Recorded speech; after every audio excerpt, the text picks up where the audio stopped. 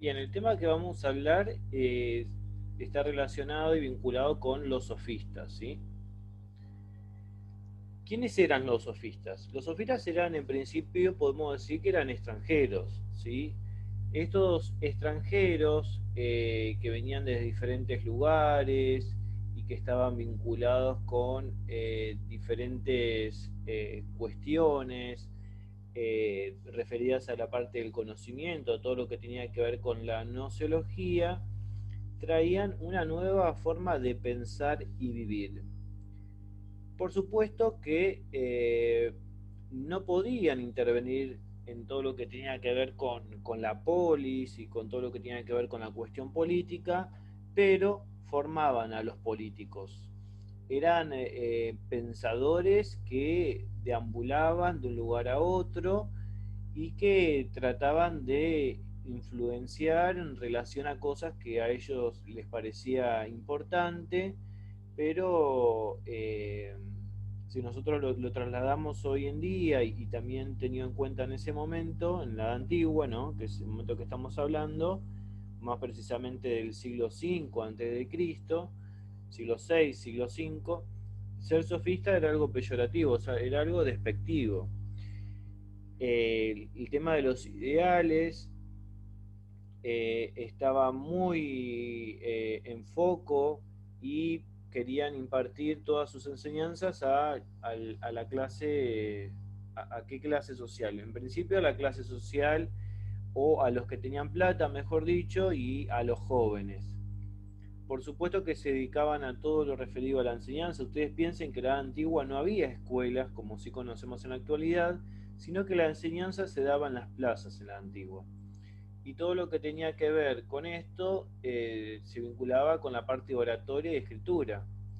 Recuerden o les menciono que había escritura en la antigua, sí, había escritura, pero había muy poca escritura porque el papel que se utilizaba en la antigua se llamaba palincesto, que no es el mismo papel que nosotros usábamos hace unos años, sino que era un tipo de papel grueso, como una especie de cuero, que salía muy caro, y lo que hacían la gran mayoría de los pensadores y escritores es escribir sobre ese palincesto, borrar y volver a escribir, y muchas veces lo nuevo se mezclaba con lo viejo. Eso por un lado. Por otro lado, por supuesto que sofista significa ser sabio, pero esta acepción va a comenzar a modificarse con la llegada de lo que se llama la triada de los filósofos de la Edad Antigua, entre Sócrates, Platón y Aristóteles, ¿sí? Fueron citados por muchos autores, por muchos filósofos, por muchos pensadores a lo largo de la historia. Vivieron y estuvieron durante el siglo V y el siglo IV a.C., eran profesores, escritores, viajaban por el mundo de los griegos. Recuerden que todo lo que tiene que ver con la antigua y precisamente con la cuestión de la filosofía, piensen ustedes que la filosofía nació como ciencia el siglo VI a.C., entonces del siglo VI pasando por el siglo V y siglo IV, tenemos todo el despliegue que se daba en Grecia más que nada, y particularmente en Atenas, en todo lo referido a la ciencia, en todo lo referido al conocimiento, en todo lo referido a la epistemología. Eh, en el caso de los sofistas, estos pensadores que iban de un lugar a otro, trataban de convencer de sus ideas para llevar adelante cuestiones que tenían que ver en relación a la política, a la educación y a diferentes cuestiones que hacen una sociedad, pero una de las características que también les quiero mencionar en relación a esto es que eran relativistas. Es decir, que cambiaban su oratoria, su forma de pensar y de proseguir de acuerdo a las personas con las cuales se están relacionando. ¿por qué surgen, si nosotros nos preguntaríamos por qué surgen los sofistas? En principio ustedes recuerden que tenemos los presocráticos. Si dentro de la filosofía, y hablando de la filosofía antigua, nos encontramos con los presocráticos. Pero los presocráticos son los filósofos que están antes de Sócrates. Y dentro de los presocráticos tenemos dos corrientes muy importantes, que una son los filósofos de la naturaleza, donde buscaban el primer principio y origen en los cuales se daban las cosas, y ahí esos filósofos recurrían a los cuatro elementos, a la tierra, al aire, al agua y al fuego. Y por otro lado, y dentro de este periodo, tenemos a los sofistas, ¿sí? Donde se preguntaban si existía una verdad absoluta, y si esa verdad absoluta existe, si se puede conocer. Y vamos a ver que hay muchos sofistas, en los cuales nosotros en este video vamos a tomar dos sofistas que me parece importante y que después los filósofos venideros los van a seguir retomando. Tenemos dos épocas dentro de los sofistas. En la primera época es anterior a la guerra del Peloponeso, donde justamente lo que hacen los sofistas es, desde el lugar de la naturaleza y desde el lugar de pensar a la sociedad, desde una cuestión racional, dar explicaciones nociológicas y dar explicaciones epistemológicas. Los dos más conocidos, que son los que nosotros vamos a trabajar hoy, son Protágoras y Gorgias.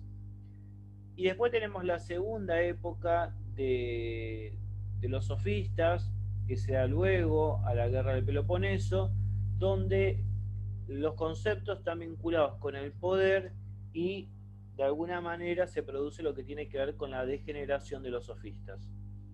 Y tenemos a dos sofistas que son los que están ahí en la diapositiva. Por supuesto que hay una diferencia muy importante entre Sócrates, que es el que está en el mismo periodo que los sofistas, y los sofistas. En principio, los sofistas cobraban las clases. En el caso de Sócrates no cobraba las clases. Los sofistas se creían que y pensaban al nivel de superioridad. Es decir, como ellos consideraban que tenían el poder absoluto, cobraban las clases de acuerdo a de dónde venía esa persona, y además tenían una mirada superior hacia el resto, que podemos decir que era de tipo despectiva. En el caso de Sócrates, el nivel que se relacionaba con el conocimiento es de igualdad. Si bien todos sabemos que Sócrates, ya con la frase que él decía, solo sé que no sé nada, en realidad sabía absolutamente de muchas cosas de su época, y era considerado uno, y es considerado uno de los pensadores que tiene más influencia en la edad antigua, que nosotros en otro video lo vamos a retomar. Podemos ver que esa diferencia hace que él trate a los otros como igual, no se pone por arriba de un pedestal como si surgían los sofistas. Piensen ustedes que los sofistas, al creerse ellos que poseían el conocimiento, lo que hacían es mostrar al otro que no sabía absolutamente nada. Por supuesto que otra de las características de los sofistas es realizar todo lo que tenía que ver todo lo que tenía que ver con las clases, que en realidad yo digo clases, pero en la antigua no existía el concepto de clase como conocemos actualmente, sino que era a través del diálogo la enseñanza, ¿no? Era un monólogo en el cual explicaban o decían lo que ellos consideraban, y por supuesto que la persona que acudía a ellos de manera pasiva recibía lo que ellos estaban explicando. En el caso de Sócrates no, era un diálogo donde se producía un intercambio entre el maestro y el discípulo, donde se iba armando y entretejiendo cuestiones que hacían que se vaya construyendo el conocimiento. Otra de las características de los sofistas es que eran relativistas. ¿sí? Tienden a esto que yo dije anteriormente, a modificar su forma de pensar, de sentir y de ver el mundo de acuerdo a la conveniencia. ¿Por qué de acuerdo a la conveniencia? Porque ellos modificaban sus pensamientos para que el interlocutor o con la persona con la cual estén hablando se vaya contento y les pague. En el caso de Sócrates, lo que tiende es al universalismo, es decir, este diálogo que se está construyendo, que se está pensando, que se está llevando a cabo, eh, se transforma en un pensamiento de tipo universal que pueda ser aplicado a todas las personas. Otra de las características de los sofistas es que la virtud, ¿no? La virtud que tiene que ver con la arete, la virtud que son esas capacidades buenas que tienen las personas y que tienen que llevar al fin y a la universalidad de las cosas, ellos la entendían y estaba vinculado con el convencer. Cuanto más convencían a las personas, era mejor para ellos porque se iban a llenar los bolsillos y además porque iban a tener algún tipo de influencia en la cuestión política, social, cultural de la época. En cambio, en la parte de Sócrates se piensa la virtud como una sabiduría y como una búsqueda de la sabiduría, ¿no? Como lo que podemos decir en la edad contemporánea, Karl Jasper va a mencionar que el filósofo es aquel que va en búsqueda, de que está en constantemente camino de lo que tiene que ver con la verdad y el conocimiento. Si nosotros nos ponemos a pensar en los sofistas y de qué manera se vinculan los sofistas con el conocimiento, ¿sí? Recordemos nosotros que para que haya conocimiento tiene que haber dos cuestiones muy importantes. Una que es el sujeto, que es la persona o que es el individuo, y acá ya estamos teniendo una diferencia, ¿no? Una cosa es ser sujeto, otra cosa es ser persona y otra cosa es ser individuo, ¿sí? Pero cualquiera de esas tres connotaciones en relación a la palabra se vinculan, o mejor dicho, para que haya conocimiento tiene que haber un objeto, ¿sí? Entonces, la relación entre un sujeto y un objeto hace que se dé conocimiento. Y dentro de los sofistas tenemos 5 tipos de variables.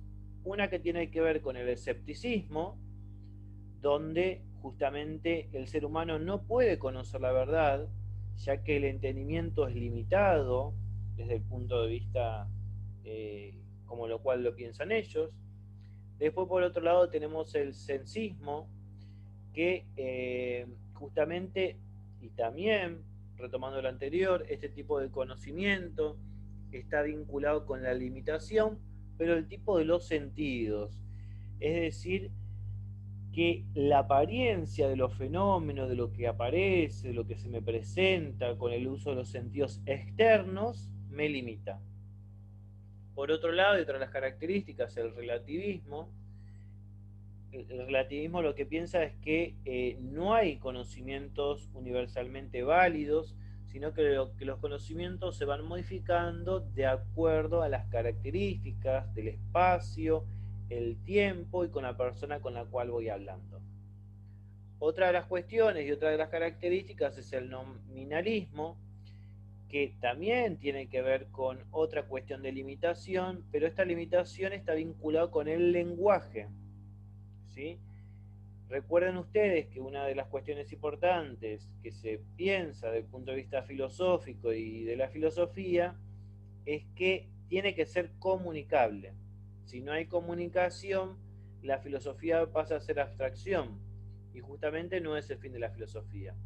Desde el punto de vista sofista, el nominalismo lo que hace es que la limitación y la decodificación que se debería dar a través del lenguaje no se termine dando porque hacen una cuestión que tiene que ver con el dejar de lado lo que traen las personas. Piensen ellos, pensamos nosotros, mejor dicho, que ellos eran sofistas porque eran extranjeros y lo que hacían es llevarlo a la cultura como ellos querían que se piense y no realizaban un conocimiento de tipo situado del lugar donde se encuentra.